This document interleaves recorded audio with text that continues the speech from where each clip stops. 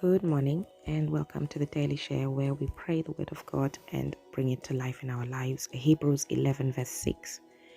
And without faith it is impossible to please God because anyone who comes to Him must believe that He exists and that He rewards those who earnestly seek Him.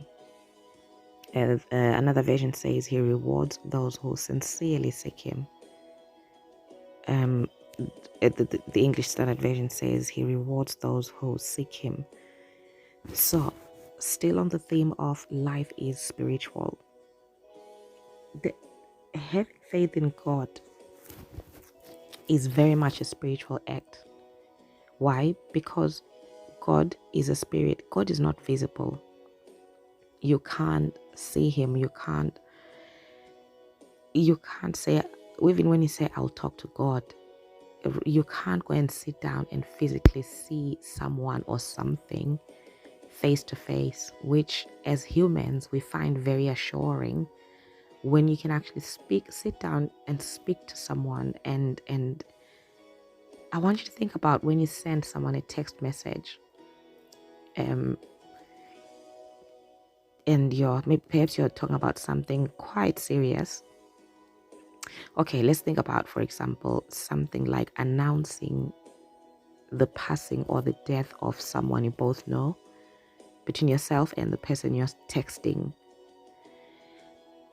Why is it that we choose to make such serious announcements either through a proper phone call where you actually hear the person's voice, or through seeing the person seeing the person physically? You actually drive to the person's house and let them know this information?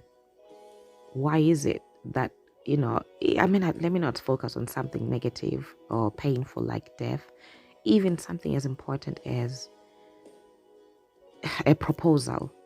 So a man wants to propose to a woman. Why doesn't he do it in by texting? Like if as a woman, let's think about this. If a man proposed marriage to you, would you believe them if they just sent you a text message? So you're at work and they say, will you marry me? Would you take them seriously? Would you go around screaming at work saying, oh my gosh, he asked me to marry him? Would you, the same way we react when someone proposes to you in person, would you get the same reaction? And if not, why not? If so, how? Because I personally don't see it. For something as serious as marriage, I expect someone to propose face to face in person, or at the very least over the phone. Because let's not forget, some people are in long distance relationships. What is it about the actual conveyance of such a message, either on the phone or physically? It's because you can hear their voice, you can hear the tone of their voice. Presumably you know this person very well, so you can tell how serious they are about that proposal based on the tone of their voice. This is the difference between our interaction with other human beings or our interaction with God. When you pray to God, you don't really, you have to have faith. When you pray to God, when you say, God, I love you, and you're really burning in your heart with love for God, you're so grateful, you are so in awe of who He is, you are so amazed by the wonderful things He's done for you. Who are you talking to? Because you don't see Him physically and you don't hear from Him physically. Okay, don't get me wrong, some people do hear visions, some people do hear voices. People will say, I heard God say to me. But then there are people like myself, for example, I can't really say I've physically heard God say anything to me physically and actually heard an audible voice. I've certainly never seen a visual image of God, or a person, like a godly person. I don't know. I think you know what I'm trying to say. Point being, my faith in God is very much spiritual because I am talking to someone I don't actually see. I am reading the word of someone I don't actually physically see. And hence, when you minister to other people, especially non-believers, and try to talk to them about the love of God, what do you actually say? Or better yet, try to explain who God is to a toddler. You're trying to build the faith of your child. You're bringing up your child in the Lord. How many parents or how many aunties, uncles, brothers, sisters out there have tried to explain to a toddler? A toddler will say, "Where is God? What does He look like?" What do you say to them? So whatever your response is, that's spiritual, and hence it's faith. Remember, yesterday we read that faith is the substance of things hoped for, the evidence of things not seen. Everything to do with God is to do with something we don't see. It's to do with our evidence. It's our evidence of something we don't actually see. And yet we all know the effectiveness of God, both in the negative or in the physical. Some of us know the punishment of God based on what we've done, or what our bloodlines or our grandparents have done that has offended God or that has pleased God even.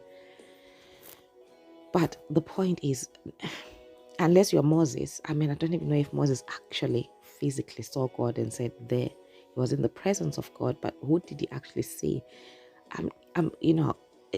God is a spirit. Our interaction with him is purely based on faith. And this today's word is saying, without faith, it's impossible to please God, because anyone who comes to him must believe that he exists. You can't say, the very act of getting up and going to church, how much effort does it take you to go to church and worship with other people? It's very much an act of faith, because you're going to worship and sing to a being you don't see physically.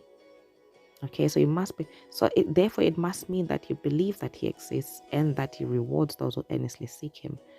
I'm not even going to lie to you. My entire the way I seek God is just based on, I enjoy him demonstrating himself to me. If all these years I've been worshiping and praying to him, he didn't actually respond, I don't think I'd still be in that faith. I talk to him and ask him questions, and I see him answer those questions in many, many different ways. Questions arise in my heart and in my mind about particular issues, and he answers them, and I get the answers. That is God. He's not visible, but he's clearly responding to my questions. I request certain things or blessings from him, and I do receive them. So clearly someone is responding. I'm not talking to nothing. I definitely get the response. I talk to him when I'm stressed and upset and crying in my heart, and he comforts me. So your experience with God will help increase your faith. If you don't pray to him, if you don't ask him, if you don't believe in him, you'll hear nothing from him. So the whole interaction with God is very much a positive effect. Positive feedback.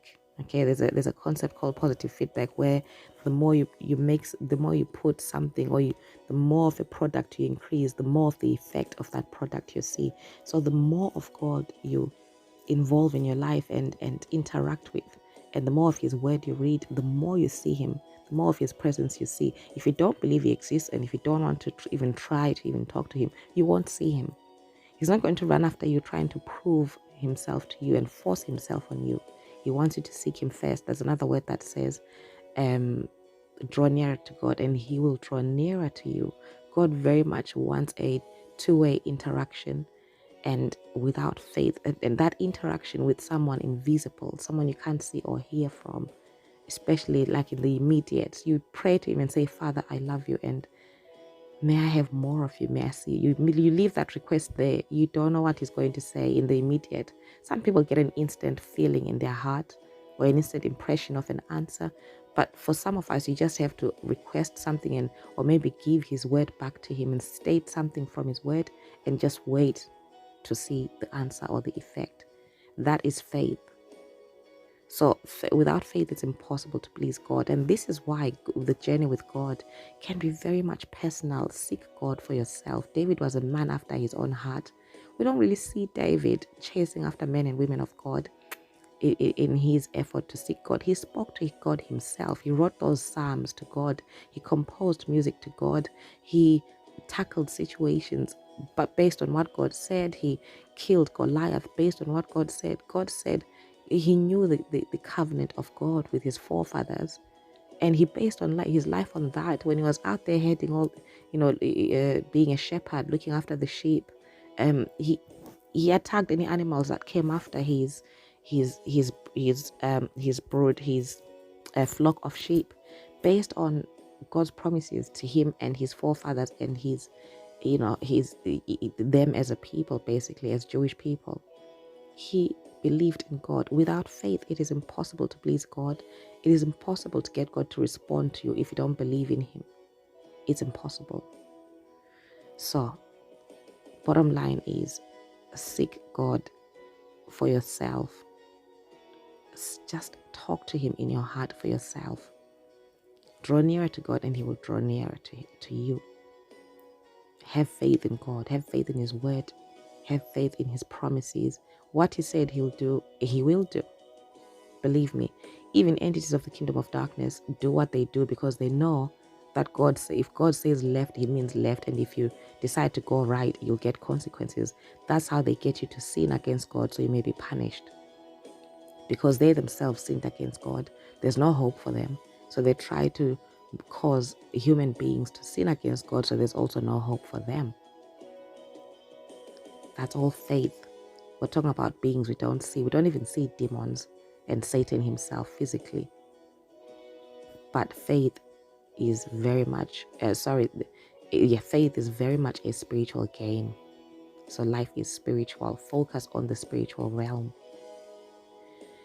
Thank you for listening. God bless you. Have a lovely day. Goodbye.